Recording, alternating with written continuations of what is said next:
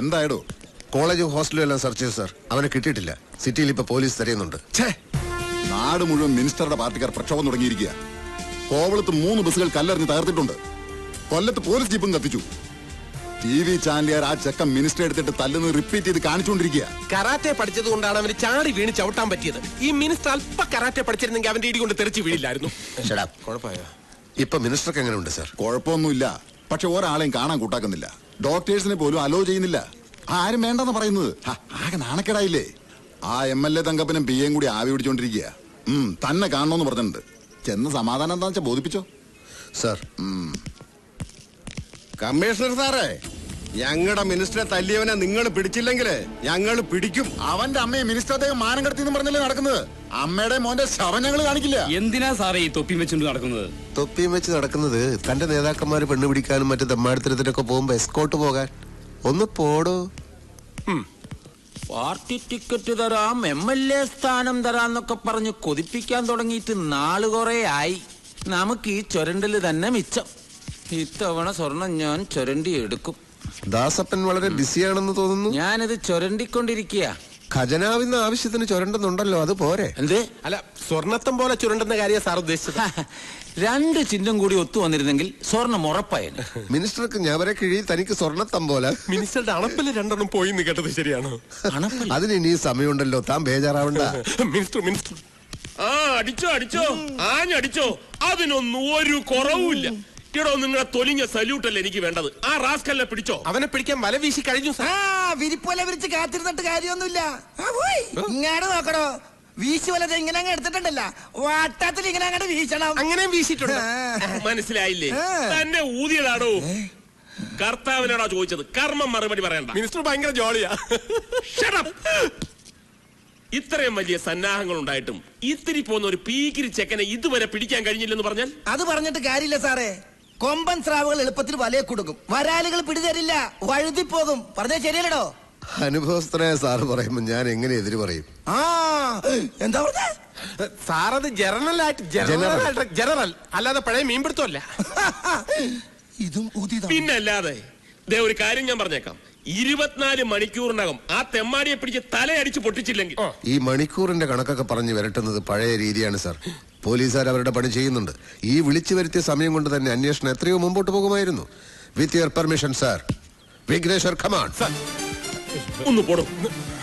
ഒരു ഇടിയൻ കർത്ത. എന്തോന്ന് ഇടിയൻ? ഇവൻ ഇടിക്കാൻ പോയിട്ട് ഒരാളെ നുള്ളു പോലും ചെയ്തിട്ടില്ല. പിന്നെ ആരിവൻ ഈ പേരിട്ടത്? അതറിയത്തില്ലേ? ഇവന്റെ അച്ഛന്റെ പേര് ഇടിയൻ പാക്കരൻ, ഇവന്റെ അപ്പൂപ്പന്റെ പേര് ഇടിയൻ ചങ്കരൻ. അപ്പൊ കുടുംബം മുഴുവൻ പോലീസാ? എവിടെ പോലീസ്? അയ്യോ, അവലിടിയല്ലേ ഇവരുടെ കുലത്തൊഴില്. അതിലിളയവന്റെ പേര് ഇടിയൻ കർത്ത. അഹങ്കാരത്തിന് ഒരു കുറവുമില്ല. ഇവനെയൊക്കെ സർവീസിന്ന് ടെർമിനേറ്റ് ചെയ്യണം. തെറ്റിയല്ലേ? കറക്റ്റാണോ? ദൈവമേ, ഇന്ന് ഇടിവെട്ടി മഴ പെയ്യും. എന്നാ കടലിൽ മീൻ പിടിക്കാൻ പോണവരോട് സൂക്ഷിച്ചോളന്ന് മൊബൈലിൽ വിളിച്ച് പറയട്ടാ. രമേശ് ഞങ്ങളുടെ കോളേജിലെ ബെസ്റ്റ് സ്റ്റുഡന്റാ. മാത്രമല്ല ഞങ്ങളുടെ ഒക്കെ ബെസ്റ്റ് ഫ്രണ്ടും കൂടിയാ. He is not a criminal. പറ. അയ്യോ, മുത്തച്ഛൻ എന്തായി പറയുന്നേ? രമേശ് എവിടെയാന്ന് ഞങ്ങൾക്കറിയില്ല.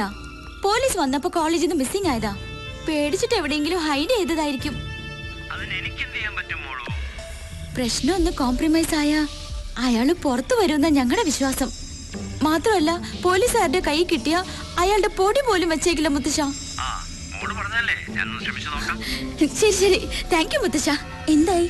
നടേശൻ അങ്കിളുമായിട്ട് സംസാരിച്ചിട്ട് എന്നെ തിരിച്ചു വിളിക്കാമെന്ന മുത്തശ്ശൻ പറഞ്ഞത്.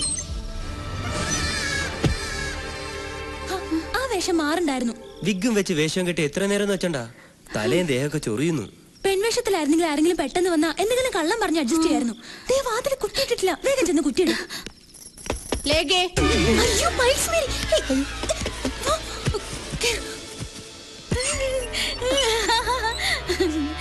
എന്താ രണ്ടുപേരുടെ മുഖത്തൊരു പരിഭ്രമം? അങ്ങനൊന്നുമില്ല മാഡം, ഞങ്ങൾ രണ്ടുപേരും സീരിയസ് ആയിട്ട് ഒരു മാറ്റർ സംസാരിക്കായിരുന്നു.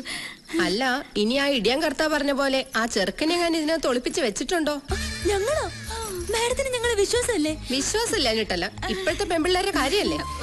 അപ്പൊ മാഡത്തിന് ഞങ്ങളെ സംശയമുണ്ട്. എങ്കിൽ മാഡം ഞങ്ങളുടെ റൂം എല്ലാം ചെക്ക് ചെയ്യണം. ചെക്ക് ചെയ്തേ പറ്റൂ.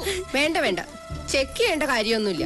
ഈ മേരി പയസിന്റെ കണ്ണു വെട്ടിച്ച് ഒരു പൂച്ച കുഞ്ഞിനെ പോലും ഈ ഹോസ്റ്റലിനകത്ത് ഒളിപ്പിച്ചു വെക്കാൻ ധൈര്യമുള്ള ഒറ്റ അവളുമാരും ഇന്നോളം ജനിച്ചിട്ടില്ല. I am proud of it. അത് ശരിയാ. ആ നിങ്ങളോട് പറയാൻ വന്ന കാര്യം ഞാൻ പറഞ്ഞില്ലല്ലോ. എന്താ മാഡം? ആ രമേശിന്റെ വീടിന് നേരെ നടേശ മിനിസ്റ്റർ പാർട്ടിക്കാര് കല്ലെറിയുകയും അവന്റെ അമ്മയെ കുറെ ചീത്ത വിളിക്കുകയും ചെയ്തു അത്രേ. അവരെ ഇപ്പൊ BP കൂടി സിറ്റി ഹോസ്പിറ്റലിൽ അഡ്മിറ്റ് ചെയ്തിരിക്കുകയാണ്. മാഡം ഇതെങ്ങനെ അറിഞ്ഞു? TV ന്യൂസിൽ പറഞ്ഞതാ. ഓർത്താ വലിയ കഷ്ടം അവരുടെ കാര്യം. പ്രസാദ് കൺസ്ട്രക്ഷൻസ് എന്ന് പറഞ്ഞാ എന്തൊരു വലിയ കമ്പനിയായിരുന്നു. ബെൻസ് കാറും കൊട്ടാരം പോലത്തെ വീടും ഒക്കെ ഉണ്ടായിരുന്നവരാ. പക്ഷെ ആരും അങ്ങനെ ബിസിനസ്സിൽ ചതിച്ചു. അവസാനം കടം കയറി കേസും ജപ്തിയൊക്കെ ആയപ്പോ പാവം സൂയിസൈഡ് ചെയ്തു. ഏതായാലും ആ TV ന്യൂസ് കേട്ടോ പിന്നെ ആകെ ടെൻഷനായി. ഇന്നിനിപ്പോ കിടന്നുറങ്ങാൻ പറ്റും തോന്നില്ല. നിങ്ങൾ കിടന്നോ?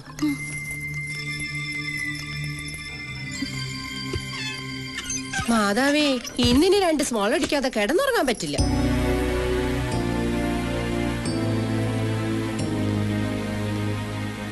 എനിക്ക് എന്റെ അമ്മ ഉടനെ കാണണം. ദയവേദി നിങ്ങൾ എന്നെ സഹായിക്കണം. മുത്തച്ഛൻ ആ മിനിസ്റ്ററുമായി സംസാരിച്ചിട്ട് ഉടനെ തിരിച്ചു വിളിക്കാമെന്ന് എന്നോട് പറഞ്ഞത്. എന്തെങ്കിലും ഒരു തീരുമാനമായിട്ട് നമുക്ക് പോകാം. ശരിയാ, ഇപ്പൊ സിറ്റിയിലേക്ക് ഇറങ്ങുന്ന റിസ്ക്. എന്നെ പോലീസ് പിടിച്ചോട്ടെ, പക്ഷെ എനിക്ക് എന്റെ അമ്മയെ കണ്ടേ പറ്റൂ. രമേഷ്, ഡോണ്ട് ബി സിലി. പോലീസിന്റെ കയ്യിലെങ്ങാനും നിന്നെ കിട്ടിയാലുള്ള അവസ്ഥ അറിയാലോ. എന്തായി മുത്തച്ഛ? ഹേയ്, ഒരു രക്ഷയില്ല മോളൂ. അവൻ അവന്റെ ബംഗ്ലാവിൽ ഒഴിച്ചിലും പിടിച്ചിലുമായിട്ടൊക്കെ ഇരിക്കുക. ആ ചെക്കനെ കയ്യിൽ കിട്ടിയാൽ ഒന്നുകിൽ പോലീസുകാർ കൊല്ലും, അല്ലെങ്കിൽ പാർട്ടിക്കാർ കൊല്ലും എന്ന അവസ്ഥയാ. മുത്തച്ഛൻ പറഞ്ഞ നടീശനങ്ങൾ കേക്കില്ലേ? ഇല്ല, ഒരു കോംപ്രമൈസിനും അവൻ വഴങ്ങുന്നില്ല. അവനെ സ്റ്റേജിലിട്ട് ഫുട്ബോൾ പോലെ തട്ടുന്ന TV-കാരിങ്ങനെ റിപ്പീറ്റ് ചെയ്ത് കാണിച്ചുകൊണ്ടിരിക്കുകയല്ലേ. അത് കണ്ടിട്ടാ പാർട്ടിക്കാർ ഇളകുന്നത്. ആ കൊണ്ടുവന്ന ഞാനാണെങ്കിലും അവനിപ്പം മറ്റവന്മാരുടെ കൂട്ടുകക്ഷിയല്ലേ. 15 വർഷം മുഖ്യമന്ത്രിയായിരുന്നു എന്ന് പറഞ്ഞിട്ട് കാര്യമില്ല മോളൂ. മുത്തശ്ശൻ ഇപ്പൊ അധികാരത്തിലല്ലല്ലോ. ആ പിന്നെ മോളിക്കാര്യത്തിൽ വേണ്ടാത്ത റിസ്ക് ഒന്നും എടുക്കണ്ട കേട്ടോ. എന്തു പറഞ്ഞു മുത്തശ്ശൻ? No scope. സാരില്ല, നമുക്ക് നേരിട്ടൊന്ന് പോയി സംസാരിക്കാം. മുത്തശ്ശനോടോ? നോ നോ, മിനിസ്റ്ററോട്. നമ്മൾ ഒറ്റ കയ്യിലെടുത്ത് പോവാനോ? എന്തായാലും പിടിച്ച് തിന്നോ? നമുക്കൊന്ന് ട്രൈ ചെയ്യാം. ഏതായാലും ഈ പ്രശ്നം തീരാതെ രമേശ് ഇവിടുന്ന് വെളിയിലിറങ്ങിയ ശവം പോലെ അവന്മാര് തിരിച്ചു തരില്ല.